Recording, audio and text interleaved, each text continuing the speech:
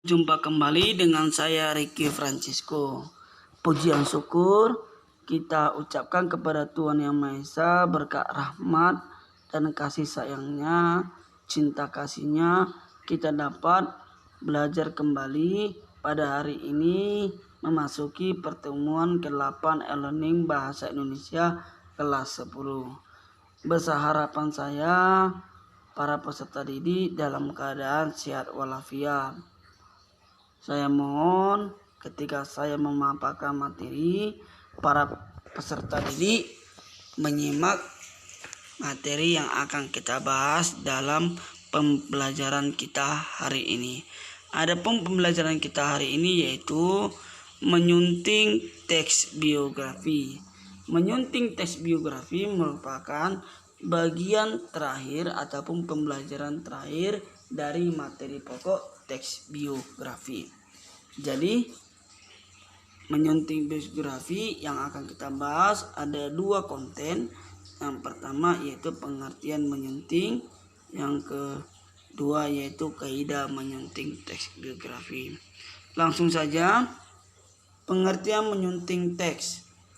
Menyunting adalah proses memperbaiki teks. Ya, proses memperbaiki teks. Menyunting juga dapat diartikan sebagai kegiatan merapikan naskah agar dapat dicetak dengan melihat, membaca, atau memperbaiki naskah secara keseluruhan dari segi tata bahasa maupun segi isi penyajian, kelayakan, dan ketepatan isi naskah cerita ulang biografi yang akan diterbitkan. Jadi intinya menyunting adalah proses memperbaiki teks. Jadi kita perbaiki karena ada kesalahan. Penyuntingan ini kita lakukan sebelum teks itu diterbitkan atau dipublikasikan kepada khalayak ramai ataupun kepada pembaca. Beberapa masalah yang sering ditemukan pada saat menyusun teks biografi diantaranya adalah kecenderungan untuk melebih-lebihkan jika berbicara mengenai diri mereka, ya, dan membuat opini sebagai fakta. Tidak boleh. Opini tidak boleh dijadikan sebagai fakta.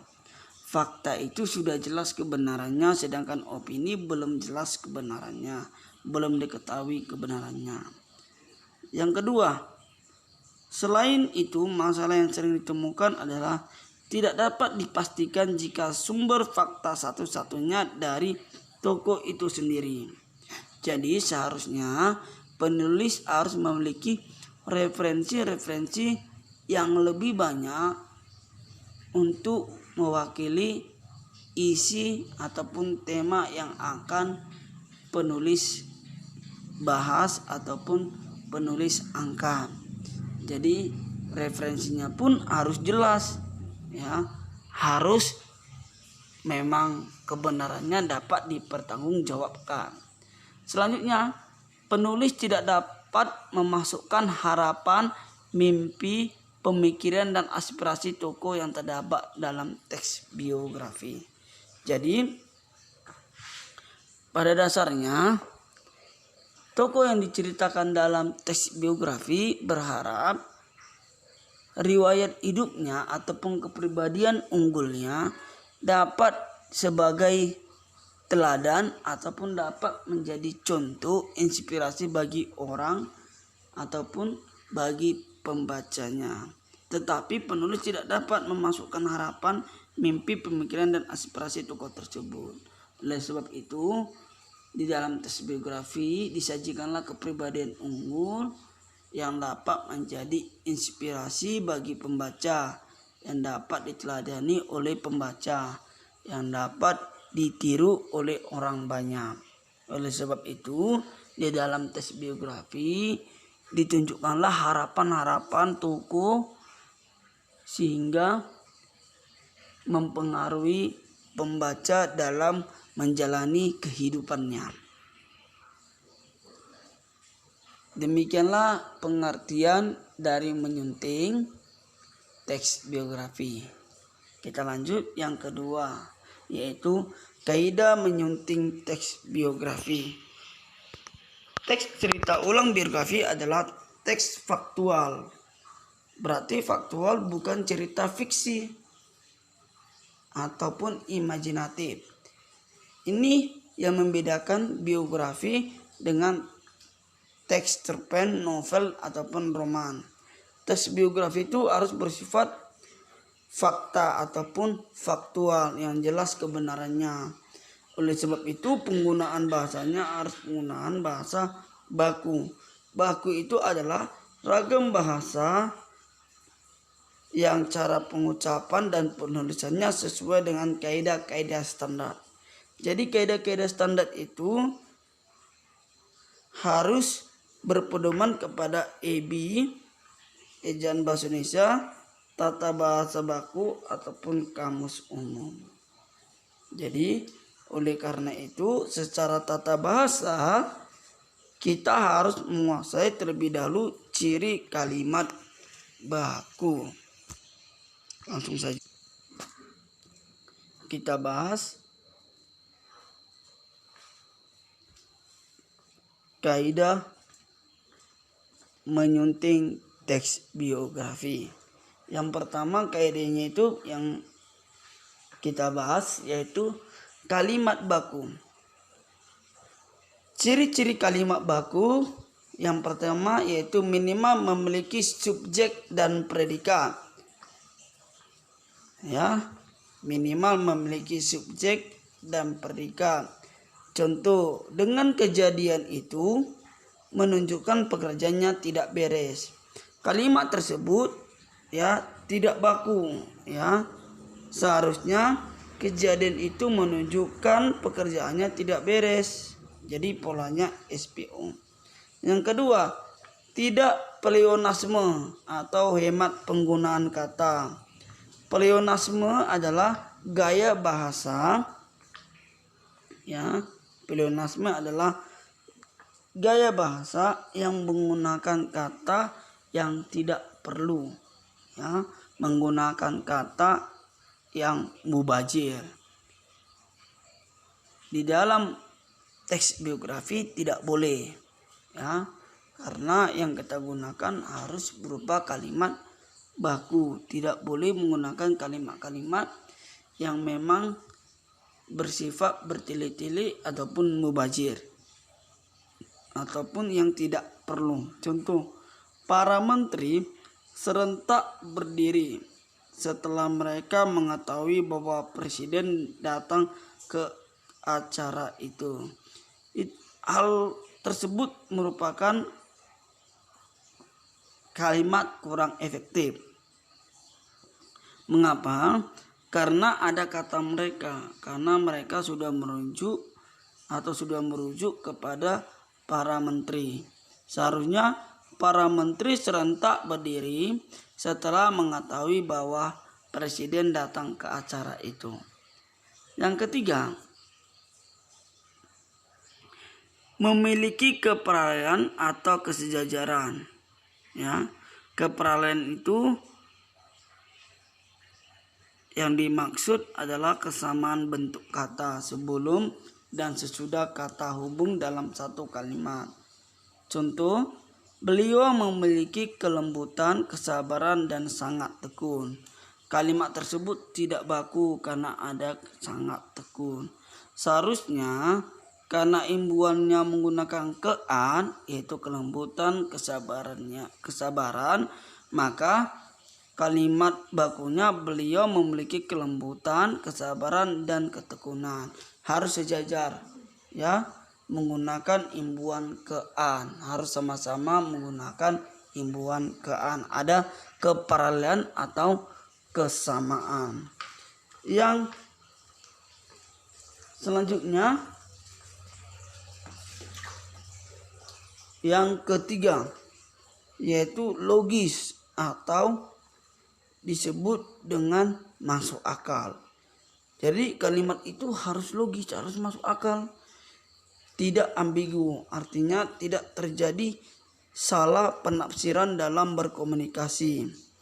Pembaca dapat mengerti maksud dari kalimat yang ada. Jika ambigu, makna yang dimunculkan ganda. Contoh, untuk mempersingkat waktu, marilah kita bersama-sama mulai mengerjakan tugas tersebut.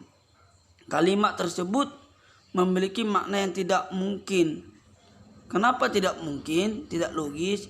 Karena waktu tidak bisa dipersingkat. Ya, mempersingkat waktu merupakan kegiatan ataupun pekerjaan yang mustahil. Kenapa? Mengapa? Karena waktu tidak bisa dipersingkat. Waktu tetap 24 jam sehari dan seterusnya. Seharusnya apa yang dipersingkat? Acaranya yang dipersingkat, ya. Acaranya yang dipersingkat atau waktu yang dihemat. Ya. Kenapa dihemat? Hemat ini adalah penggunaannya. Ya, menghemat penggunaannya. Bukan mempersingkat waktunya, tapi menghemat penggunaannya, gitu ya. Jadi Anda memahaminya. Semoga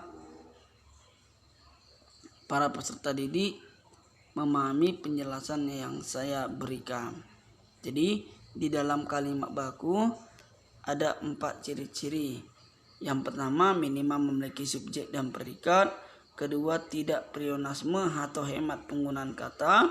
Yang ketiga, memiliki keparalelan atau kesejajaran. Yang keempat, logis atau masuk akal. Yang kedua, ejaan bahasa Indonesia. Jadi ejaan bahasa Indonesia menggantikan ejaan yang disempurnakan. Kemarin yang kita gunakan di tahun-tahun yang lalu EYD, ejaan yang disempurnakan. Sekarang sudah diganti dengan EB sesuai dengan Peraturan Menteri Pendidikan dan Kebudayaan Republik Indonesia nomor 50 tahun 2015. Ada beberapa perbedaan yang terdapat dalam ejaan bahasa Indonesia dengan ejaan yang disempurnakan. Jadi perbedaannya yaitu pertama, penambahan huruf vokal diftong. Di dalam EYD itu ada 3, yaitu AI, AU, OI. Sedangkan dalam EB ditambah 1 menjadi 4, yaitu YI. Misalnya pada kata geser dan survei. Geser itu adalah luapan air panas, artinya bukan geser. Ya. Jadi huruf vokal diftong itu adalah penggunaan huruf vokal lebih dari 1 dalam satu kata. Sekali lagi, diftong adalah penggunaan huruf vokal lebih dari 1 dalam satu kata. Ya. Yang kedua, penulisan huruf kapital pada EYD digunakan dalam penulisan nama orang, tidak termasuk julukan. Sedangkan pada EB, kapital yang digunakan sebagai huruf pertama unsur nama orang, termasuk julukan. Itulah perbedaan yang kedua. Jadi, yang kedua itu ada perbedaan penulisan huruf kapital.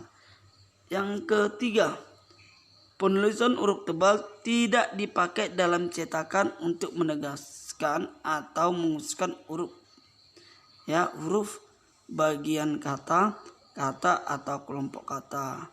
Untuk keperluan digunakan huruf miring pada EYD. Sedangkan pada EB, sekali lagi, penulisan huruf tebal tidak dipakai dalam cetakan untuk menegaskan atau menghususkan huruf bagian kata ataupun kata kelompok kata. Untuk keperluan itu digunakan huruf miring, bukan huruf tebal.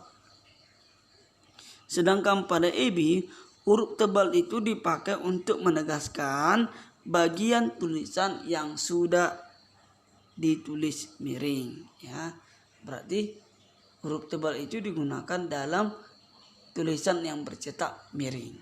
Jadi ya, untuk menegaskan yang tulisan bercetak miring. Penegasannya itu dilihat dari makna inti dari dalam sebuah kalimat ataupun kata. Itulah perbedaan-perbedaan yang perlu kita pahami dalam ejaan bahasa Indonesia, sehingga kita dapat menulis teks biografi dengan baik. Perbedaan yang ketiga ini ya harus kita pahami. Boleh dari referensi yang lain juga, sehingga kita mendapat ilmu yang lebih banyak lagi. Di dalam ejaan bahasa Indonesia juga dibahas juga bagaimana penggunaan tanda baca, ya, penggunaan huruf kapital, ya, penggunaan huruf tebal, penggunaan huruf miring, lalu penggunaan huruf diftong, kemudian penulisan gelar juga dibahas. Ya, jadi banyak lagi yang dibahas dalam ejaan bahasa Indonesia, tetapi yang kita bahas di sini adalah perbedaan EB dengan EYD. Karena saya yakin Anda sudah memahami penggunaan tanda baca. Ya. Selanjutnya kaidah yang ketiga yaitu partikel. Ya. Partikel penegas itu ada kah, la, ta, dan pun. Ya. Partikel kah, la, ta ditulis serangkai dengan kata yang mengikutinya. Jadi contoh, bacalah buku itu dengan cermat, digabung, ya, diserangkai, ya, atau serangkai dengan kata yang mengikutinya. Partikel pun penulisannya dipisah dan dapat juga digabung. Ya, partikel pun yang digabung diantaranya maupun, meskipun, bagaimanapun, walaupun. Tetapi yang dipisah kapanpun dan apapun itu harus dipisah. Selanjutnya partikel per yang berarti mulai demi tiap ditulis harus dipisah di bagian kalimat yang mendahului, harus terpisah. Contohnya per di dalam kalimat harga kain itu 2.000 rupiah per helai, harus dipisah. Jadi kata per di situ memiliki arti tiap, ya. Harga kain itu 2.000 rupiah tiap helai. Ya. Dari ketiga kaidah penyuntingan teks biografi, maka contoh yang menjadi kesimpulan kita hari ini dapat kita baca sendiri, dapat kita lihat sendiri. Mahatma Gandhi adalah salah satu seorang yang paling berpengaruh dalam proses gerakan kemerdekaan India. Ini merupakan kalimat yang tidak efektif atau merupakan tidak baku. Seharusnya setelah mengalami penyuntingan, kalimat di atas dapat kita perbaiki menjadi Mahatma Gandhi adalah tokoh yang paling berpengaruh dalam gerakan kemerdekaan India. Alasannya kenapa? Frasa salah satu seorang, ya, frasa salah satu seorang tidak efektif. Seorang bermakna satu orang. Jika ditulis salah satu seorang menjadi salah satu orang. Itu dia, ya. Salah satu orang. Karena seorang itu menyatakan satu orang. Sehingga dapat diartikan salah satu seorang itu salah satu orang. Itu merupakan kalimat yang ataupun frasa ataupun kata-kata yang tidak efektif. Seharusnya salah satu orang atau tokoh. Proses juga harus dihilangkan karena proses itu tidak diperlukan. Ya, karena gerakan kemerdekaan India, hal ini merupakan proses untuk mencapai yang namanya kemerdekaan. Ya, oleh sebab itu kalimat di atas salah. Yang benar yaitu Mahatma Gandhi adalah tokoh yang paling berpengaruh dalam gerakan kemerdekaan India. Kata proses dihilangkan karena gerakan kemerdekaan India sudah merupakan proses yang akan dicapai ataupun proses yang dimaksud adalah gerakan kemerdekaan India. Demikianlah pembelajaran kita hari ini. Besar harapan peserta didik kelas 10 memahaminya. Apabila ada pertanyaan bisa ditanya di forum yang telah saya instruksikan di Google Classroom. Sekian dan terima kasih pemaparan kita. Selamat berjumpa kembali. Jaya Pendidikan.